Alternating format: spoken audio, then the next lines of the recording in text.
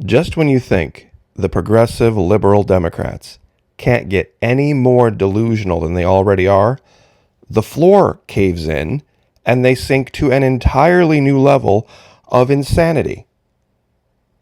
I'm not sure what la-la land Val Demings is living in, but she is going to get absolutely trounced trying to take Marco Rubio's Senate seat from him in South Florida. South Florida is full of hyper-conservative Hispanic voters. She stands absolutely no chance.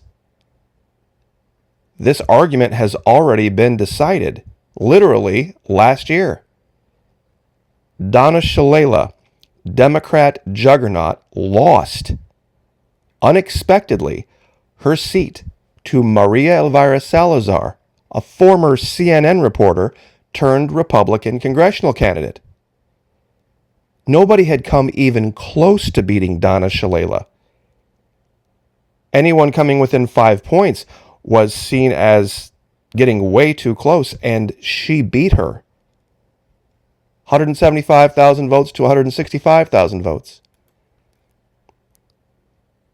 The Latinos in South Florida are hyper socially conservative. I know a lot of people think that Latinos are liberal and they vote Democrat. Absolutely not the case in South Florida. In fact, there are articles that have been put out since 2020 talking about how it was the Hispanics in South Florida that made the race down here for president so lopsided. And I have one of those articles brought up now. Trump wins Florida with lift from Hispanic voters in Miami-Dade County. And you should hear what the Democrat campaign managers said about that election. It's something that I'm sure you haven't heard. I'm going to read it for you. 4 years after getting blown out in Miami-Dade County, President Donald Trump wrote a groundswell of Hispanic support Tuesday night to the best margins a Republican presidential candidate has seen in Florida's most populous county in 16 years. And the rising red tide lifted all ships. The Miami-Dade GOP also pulled off upsets in 2 Democrat-leaning congressional districts that Trump lost by double digits 4 years ago. Republicans were in position to sweep 2 state Senate races, one of which was headed to a recount, and they won almost every competitive state House seat on the Miami-Dade ballot, a drubbing that raised questions about whether a significant political shift had occurred in perhaps the most important region of a state that, at least until Tuesday night, was considered a perennial presidential nail-biter. Now, this guy, listen to this. This is Raul Martinez Jr., District Director and Campaign Manager to U.S. Rep. Donna Shalala. His quote, not my words, his quote, "It was a bloodbath across the country." The movement toward Trump in Miami-Dade County, a 23-point swing from HRC's 290,000 vote win in the county 4 years ago, didn't account for all of the president's Florida's triumph over Democrat nominee Joe Biden, but it nearly doubled his entire margin of victory in 2016. Now wait until you hear what this guy has to say down here. Same guy speaking.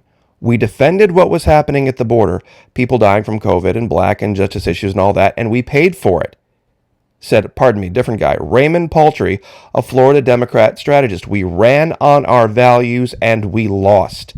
And that's the hardest part. We ran on our values and we lost. And that's the hardest part."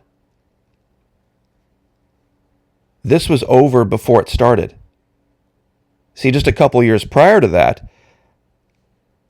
Ms. Salazar ran against Ms. Shalala and lost by, I believe, 3 to 4 points. But then she won by 2. There was a seismic shift. A seismic shift after Governor DeSantis took office. And guys, I brought up a couple of graphics to show you how bad it is going to be for Ms. Demings in this fight. When Senator Rubio gets endorsed by Governor DeSantis and former President Trump, that's over. It is over in the state of Florida.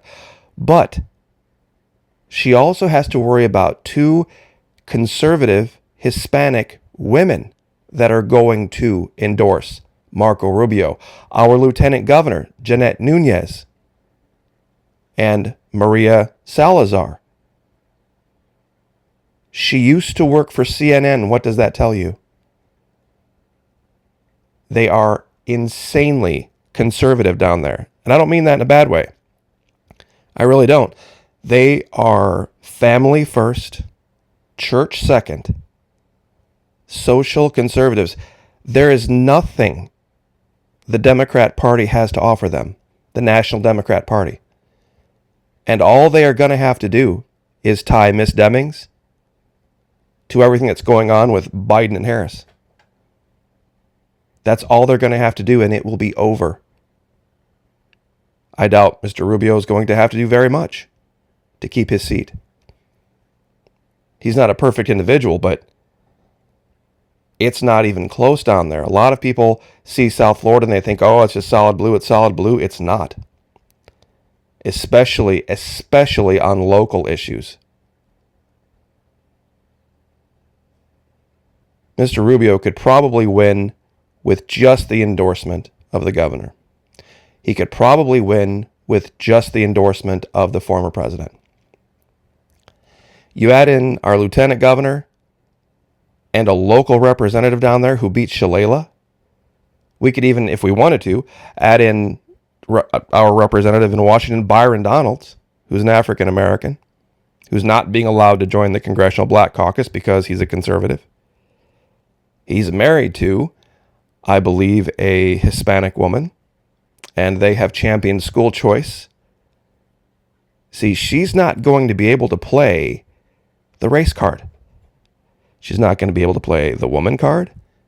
And please, oh, please let her be so dumb as to try to maybe bring Obama down here to stump for her. That'll be the end for her. I've made this allegation about Florida being its own republic. This election, this particular one, is going to showcase this. It's going to be unbelievably lopsided in a way that I don't think people are seeing yet. They just do not have a message that resonates with any Floridian. No Democrat has any message that resonates with any Floridian. And of all the places and of all the people that you were going to try to unseat, this is the last guy you should be going after. Because down there, they are thick as thieves, the Hispanics. And I don't mean that in a pejorative. That's just an old term that says people are, really good friends and really tight friends. And they take care of their own. And they are not liberals. Not this current crop of progressive liberals. And some cop from Orlando thinks that she's going to unseat Marco Rubio. This is hilarious. But it shows how delusional they are. They're living in their own little make-believe la-la land world of what the reality is. Do you see, none of their divisive techniques are going to work. Because there are going to be women that come out against her. There are going to be Hispanics that come out against her. There are going to be police in droves across this country that are going to come out and endorse Marco Rubio. So she won't even have that group. I don't know whose coattails she's planning on riding. I mean, it's just beyond crazy to me. I don't know what she's thinking. I mean, they tried their little game that worked in other places, and I'll let you guys figure out what I'm talking about, and it didn't work down here. Trump won by almost 400,000 votes. So, anyway, no matter what you think one way or the other of Marco Rubio, I'm going to call it right now. He's going to win by 25 points. maybe 30. No lie. I could see him getting 60% easy. 60 to 65% of the vote. That's how lopsided it's going to be. So anyway, I'll give you the link to the Tampa Bay Times. Oh, by the way, another liberal newspaper who talked about this. I'll give you the link to this. You can read it for yourself. It's going to be ugly, guys. It's going to be ugly, but hey, pop some popcorn, sit back, watch your show. God bless. Have a good weekend. Like, share, subscribe.